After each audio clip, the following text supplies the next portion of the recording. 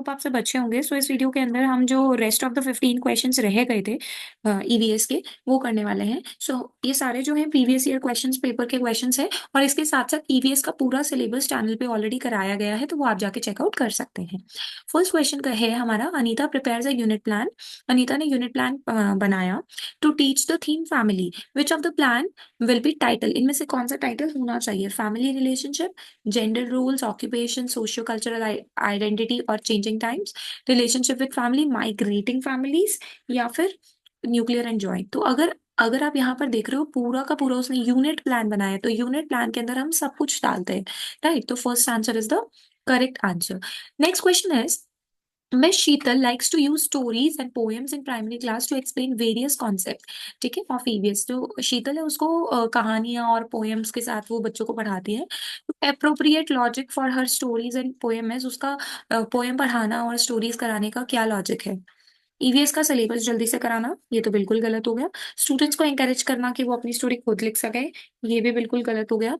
ठीक है, बट अगर हम यहाँ देखें कि ऑप्शंस को अगर हम यहाँ देखकर चले, तो कहीं ना कहीं बच्चे अपनी पोएम्स और स्टोरीज खुद लिख सकते हैं, खुद फ्रेम कर सकते हैं, तो ये कहीं ना कहीं आंसर ठीक हो सकता है।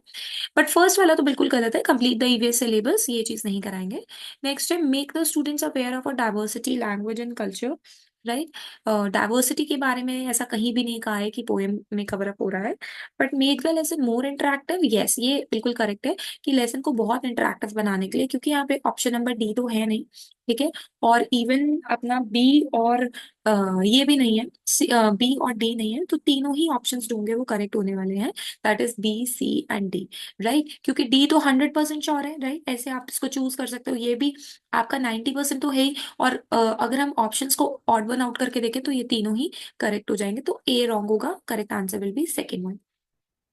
Next question is, which of the following option is a major objective of teaching EVS? EVS पढ़ा रहे हैं आप 1 to 5 क्लास में, तो उसका मेन ऑब्जेक्टिव क्या है? लर्नर को लिंक करना क्लासरूम, ताकि वो आउटसाइड द क्लास भी सोच सके, या फिर इन डेप्थ अंडरस्टैंडिंग हो, या फिर उनमें स्किल्स आ सके कि वो अपने आप भी काम कर सके, या स्टूडेंट्स को प्रिपेयर करना फॉर द मिडिल लेवल? ऐसा नहीं है, राइट? स्किल्स कैरी करा रहे हैं हम यहाँ पे। देखो, यहाँ पे मेजर एक्टिविटीज बोल रहे हैं, तो हमारी एक्टिविटीज ऐसी होती है ईवीएस में, ताकि बच्चा क्या करे, अपनी लर्निंग को लिंक करे आउटसाइड द स्कूल भी। तो 78 का first answer is correct. Next is assertion reason. First assertion ये कहता है कि जो लर्निंग ऑफ ईवीएस है, ये needs to be oriented to process skills relating to observation. Observation पे, पहचान पे, ग्रुपिंग पर, इन सब पे डिपेंड करता है, ठीक है जी, जो कि करेक्ट है। थ्रू एक्वायरिंग प्रोसेस स्किल्स, जब बच्चा स्किल्स एक्वायर करता है, the learning outcome of EVS learning are expected to be achieve. ऐसा माना जाता है कि ईवीएस के लर्निंग आउटकम अचीव हो गए हैं, ठीक है, तो जो कि करेक्ट बात है। So both A and R true, and R is the correct explanation answer. एक ईवीएस टीचर है, शुड ले एम्फेसिस ऑन, उसको सबसे ज्यादा एम्फेसिस किस पे डालना चाहिए? Length and total marks of the question paper? नहीं। Total marks of content coverage पर? नहीं। लेंथ एंड ऑब्जेक्टिव्स पर? नहीं, लेंथ तो गलत ही हो गया। कंटेंट कवरेज और ऑब्जेक्टिव। क्वेश्चन पेपर ऐसा बनाएगी कि सारे कंटेंट में से कुछ ना कुछ, चाहे वन वर्ड हो, कुछ भी हो, वो एमसीक्यू हो, कैसा भी क्वेश्चन हो, ठीक है, जो मेजर टॉपिक्स है और कंटेंट कवरेज हो जाए, और ऑब्जेक्टिव्स जो थे उस पेपर के, जो पेपर क्यों लिया गया था, उसका ऑब्जेक्टिव था, ठीक है, तो वो भी पूरा हो जाए। नेक्स्ट इज, एक ईवीएस टीचर है, वो डेमोन्स्ट्रेट करती है एक एक्सपेरिमेंट क्लास में, जिसमें एग जो है वो टम्बलर में डूब जाता है, बट सॉल्टी वाटर में डूबता नहीं है। तो वो क्या एक्सप्लेन करना चाहती है इस इंक्वायरी से? Conduct and observe the experiment with different amount of salt, different different amount of salt के साथ करेगी। You will learn the correct reason, higher class में ढूंढोगे? नहीं। हर बच्चे को अलाउ करो कि वो खुद से करे by adding different items in the water, बच्चा खुद से अलग अलग चीजों को ऐड करे? नहीं। Egg floats due to density of water, क्योंकि नमक डालने से, ठीक है, पानी ज्यादा क्या हो गया, डेंसर हो गया, और ज्यादा डेंसर चीजों में चीजें क्या करती है, फ्लोट करती है, राइट? तो that is the correct answer, last one. Next question is, which of the following is not a learning outcome? EVS में हम ये नहीं करेंगे क्लास 3 के लिए। आइडेंटिफाई डायरेक्शंस, डायरेक्शंस को आइडेंटिफाई नहीं करेंगे। Observe rules in few local indoor and outdoor rules तो हम करवाते ही हैं, रूल्स हर गेम्स में रहने चाहिए। Voices opinions on good and bad touch, ये भी हम कराते हैं, है ना, कि गुड एंड बैड टच के बारे में। Voices opinion on issues observe experiences and relates to social practices such as discrimination in ownership of resources. देखो यहाँ क्या बोला हुआ है, अनुभव किए गए मुद्दों पर आवाज उठाना और समाज की प्रथाओं से संबंधित जैसे संसाधनों में भेदभाव करेंगे, नहीं वो हम नहीं करेंगे। तो fourth answer is the correct answer. You have to select EVS text book for your students of class 3 and 5। आपको थर्ड और 5 के लिए ईवीएस की बुक सेलेक्ट करनी है, तो बेस्ट तरीका क्या होगा? टेक्स्ट बुक बच्चे से ओरिएंटरी होनी चाहिए और उसमें कोई भी स्टीरियोटाइप नहीं होना चाहिए, बिल्कुल सही बात है, ठीक है। टेक्स्ट बुक में स्टूडेंट्स को अपील करनी चाहिए, देखने में अच्छी लगनी चाहिए, या पिक्चर्स बड़ी बड़ी होनी चाहिए, लैंग्वेज सिंपल होनी चाहिए बच्चे के मेंटल लेवल के। हमें 3 to 5 ग्रेड को देखते हुए ये चीज देखनी है कि बच्चा कोई भी स्टीरियोटाइप, डेरोगेटेड एटीट्यूड, धर्म के बेस पे ये सारी चीजें ना हो। सो बेस्ट ऑप्शन जो यहाँ होगा that is first. Next question is again as social reason. At the primary level EVS has themes instead of topic. Primary level में ईवीएस के पास थीम्स होते हैं, टॉपिक्स नहीं होते, which is correct. Theme based EVS learning easy है teachers और student के लिए as compare to the topic. ये ठीक है, बट रीजनिंग करेक्ट एक्सप्लेनेशन नहीं है, तो second option is the correct option, right. Let's move to the next question. I hope आपको चीजें क्लियर हो रही हैं। 85th क्वेश्चन कहता है a teacher wants to select synchronous communication with a student for teaching EVS, which of the following she will choose. Synchronous का मतलब होता है कि वो चाहती है एक सिंक्रोनाइजेशन बना रहे, कम्युनिकेशन बना रहे, राइट, जैसे डिबेट हो गया, ये सारी चीजें बनी रहे। तो वो क्या करेगी अपनी क्लास में?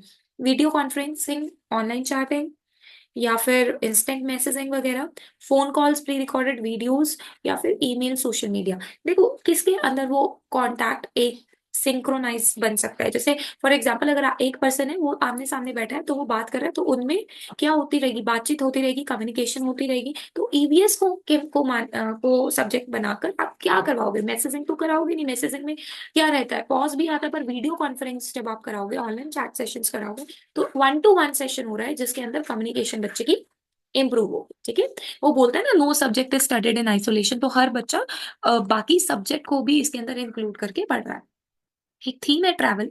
Railway station depicts utilization of community resource in EVS. Railway जो है वो कम्युनिटी रिसोर्स है जो कि यूज कर रहे हैं। ऐसे ही फूड, फूड कौन सा रिसोर्स है यहाँ पे ये पूछा गया है। तो फूड हमारा फार्मर है, शॉपकीपर है, एग्रीकल्चर फार्म या फॉरेस्ट। तो फूड जो है दैट इज एग्रीकल्चरल फार्म से रिलेटेड है। जैसे ट्रैवल रेलवे स्टेशन से रिलेटेड है, ऐसे ही फूड कहाँ से रिलेटेड है जहाँ खेती होती है। Next question is, while teaching EVS, a teacher's statement question which encourages students to elaborate on an answer either on their own or from response of their peers. Teacher चाहती है कि विद्यार्थी को स्वयं या अपने साथियों के प्रतिक्रियाओं से उत्तर को विस्तृत करने के लिए प्रोत्साहित करता है। तो वो आप कौन सा क्वेश्चन कराएंगे? ट्रायल एंड एरर, चेनिंग, प्रोबिंग या कंडीशनिंग? तो इसका जो करेक्ट आंसर रहेगा वो रहने वाला है प्रोबिंग। प्रोबिंग के अंदर आप बच्चे को क्या करेंगे? बच्चे को कुछ ढूंढने के लिए या कुछ इलाबोरेट करने के लिए कहेंगे, राइट, दैट इज प्रोबिंग। खोजने के लिए आप बोल सकते हैं, कुछ कहेंगे। So that is the correct option. Next question is 88th which says you want to encourage hands on activities. आप चाहते हो कि बच्चे कर करके देखें ईवीएस में, तो इसमें से मोस्ट अप्रोप्रिएट एक्टिविटी कौन सी है? Drawing parts of different plants, या फिर आप बच्चों को कहो ईवीएस किट बनाए, मैप रीड करे ग्लोब से, या कॉइन्स कलेक्ट करे डिफरेंट किसके, कंट्रीज के। सो जो बेस्ट ऑप्शन रहेगा दैट इज एक developing and EVS kit for from available material. Hands on करना है तो जो अवेलेबल मटेरियल है उसकी एक तरीके से क्या कर पाए, एक किट बना ले, जिससे क्या होगा, वो ईवीएस करते हुए उनका हैंड्स ऑन ईजी हो जाएगा, ठीक है। नेक्स्ट है formative assessment of EVS is, formative यानी असेसमेंट ऑफ लर्निंग, राइट। तो असेसमेंट ऑफ लर्निंग होगा ईवीएस के अंदर, और क्या होगा साथ ही साथ हमारा एज लर्निंग। एज लर्निंग में बच्चे खुद सेल्फ लर्निंग भी करते हैं, ठीक है। तो that is of and as, B and C is the correct answer which is sorry, assessment 4 से फॉर्मेटिव हो गया, सॉरी यहाँ पर 4 से हो गया formative. So F R for formative और as for self learning. So A and C is the correct answer, right. Of learning आपकी होगी समेटिव वाली, जिसमें हम एंड में जज करते हैं, बट उसमें ना कुछ इंप्रूवमेंट का स्कोप नहीं रहता है। नेक्स्ट क्वेश्चन है assertion reason. Field trips are an effective pedagogical strategies. Field trips अच्छे हैं बच्चों को ईवीएस पढ़ाने के लिए, ठीक है। और field trip promote memorisation of the object. बच्चे उसको क्या कर लेते हैं, चीजों को मेमोराइज कर लेते हैं, राइट, यानी यादाश्त बढ़ाने के लिए। तो ये रॉन्ग हो गया सीधा सीधा ही। सो फील्ड ट्रिप आप ये बोल सकते हो कि बच्चों की अंडरस्टैंडिंग के लिए इंपॉर्टेंट हो सकता है, बच्चे की लॉन्ग टर्म मेमोरी चीजें याद रहेंगी, उसको वो चीजों से रिलेट कर सकता है। तो ओनली ए इज ट्रू। तो ओनली ए इज ट्रू मतलब answer number one is the correct option. So that's all for today. Next जो वीडियो होने वाली है हमारी साइंस में होने वाली है, वॉट पेपर 2। सो अगर आपको वीडियो अच्छी लगी, प्रोडक्टिव लगी, तो please do like share and subscribe. Thank you so much for watching.